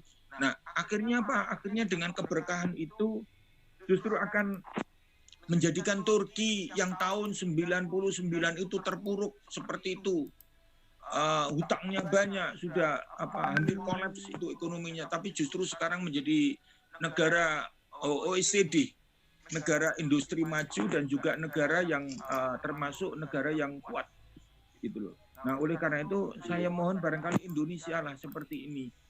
Daripada kita rame perkara macam-macam yang tidak berguna seperti sekarang ini, mari kita rame bagaimana kita ramekan taubatan nasuha, terus kemudian pondok-pondok semuanya rame dan melakukan taubat nasuha, ada pekan taubat nasuha dan kemudian berdoa bersama-sama antara ulama, umarok dan cendekiawan kumpul. Itu akhirnya akan sangat bagus daripada rame seperti ini, Masya Allah. Ini adabnya akan terus kalau seperti ini. Oleh karena itu, Yai Imam Mawardi, saya mohon untuk memprakarsai